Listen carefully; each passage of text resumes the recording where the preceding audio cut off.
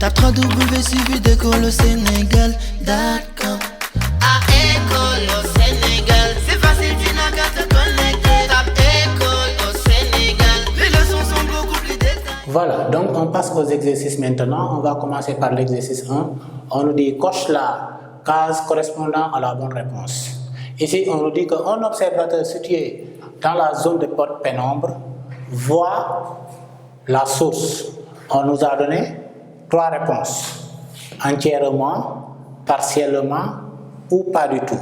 Donc tout à l'heure, dans le cours, on avait dit que par exemple, quand un observateur se situe dans la zone de pénombre, ici on a bien dit zone de pénombre, dans la zone de pénombre, donc qu'est-ce qui va se passer? Donc cet observateur va observer, c'est-à-dire il va voir la source mais partiellement. Il voit la source mais partiellement. Pourquoi? Parce qu'il est dans la zone de pénombre. Il y a la zone d'ombre et il y a la zone de pénombre. Donc, puisqu'il est dans la zone de pénombre, il voit la source partiellement. Maintenant, on passe au petit b. Là, on nous dit qu'un observateur situé dans la zone d'ombre voit la source entièrement, partiellement ou pas du tout. Ici, donc, l'observateur, il est dans la zone d'ombre. Il est dans la zone d'ombre. Et quand on est dans la zone d'ombre, on ne peut pas voir la source. Donc du coup, ici, on va cocher pas du tout. Parce qu'on ne peut pas voir la zone d'ombre. Ok, donc c'était ça l'exercice 1, c'était juste l'application directe du cours. Après, on passe à l'exercice 2. Je mets solution. Pour l'exercice 2, c'est un petit problème qu'on nous donne. On nous demande d'abord de convertir un RT en année-lumière. Un RT en année-lumière. Donc maintenant, là, pour faire la conversion de un RT en année-lumière, RT veut dire rayon terrestre. Pour convertir ça en année-lumière, on va faire quoi? Donc là, je dis directement petit 1, conversion de RT en année-lumière, AL. Donc, qu'est-ce qu'on nous avait dit? On nous avait dit que 1 année-lumière correspond à quoi? Correspond à 9,5 10 puissance 12 km. Correspond à 9,5 10 puissance 12 km. Si 1 année-lumière correspond à 9,5 10 puissance 12 km, donc on va dire quoi? On va dire combien d'années-lumière va correspondre à 6400 km. Combien d'années-lumière va correspondre à 6400 km? Ici, là, on va faire le produit croisé. Produit des moins égale celui des extrêmes. Donc, on aura quoi? On aura directement x fois 9,5 10 puissance moins 12 km égale à quoi? À 1 année-lumière fois 6400 km. Donc du coup, je vais avoir directement x égale à quoi? X est égal à 1 année-lumière multiplié par 6400 km sur combien? Sur 9,5 10 puissance 12, c'est pas moins 12, 10 puissance 12 km.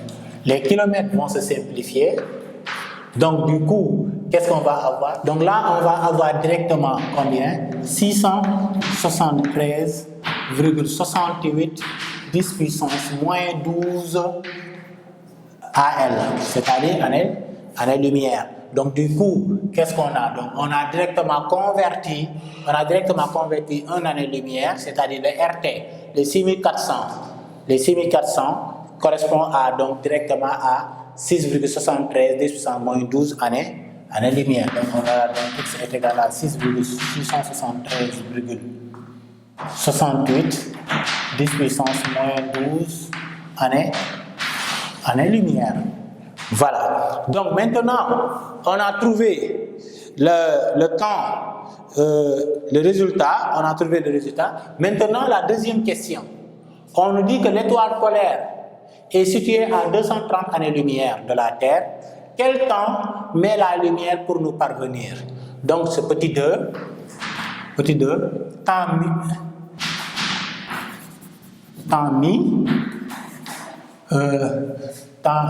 mis, oui, par la lumière. Donc là, on va partir de quoi? On va partir de la relation, la vitesse est égale à la distance sur le temps. La vitesse n'est rien d'autre que la célérité C. C égale D sur T. Donc, d'abord, on aura quoi? On aura directement donc que T est égal à quoi? C fois que T est égal à D sur C. Mais ici, le D, on m'a donné 230 années-lumière. Je dois convertir les 230 années-lumière en kilomètres, par exemple, si je veux travailler en kilomètres. Ok? Donc, du coup, qu'est-ce que je vais faire? Je vais faire directement, donc, 230, je dis directement, 1 année-lumière correspond à 9,5 10 puissance 12 km. Je dis donc 230 années-lumière va correspondre à combien? Comme ce que j'ai fait ici, je vais appliquer la même chose.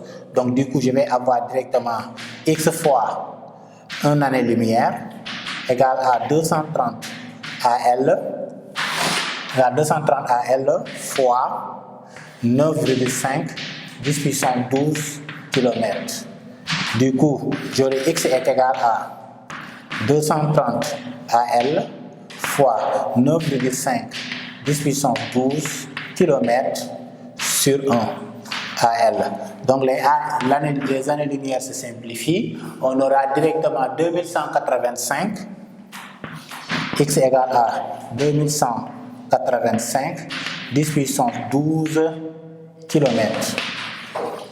Voilà, ça c'est la distance.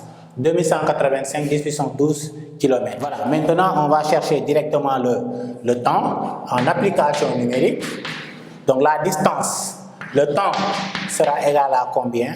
Le temps sera égal donc à la distance 2185 10 puissance 12 sur combien? Parce que n'oubliez pas que dans le cours, en donnant la vitesse, par exemple, on avait donné C est égal à 3 10 puissance 8 mètres par seconde et on avait donné aussi C est égal à 300 000 km par seconde.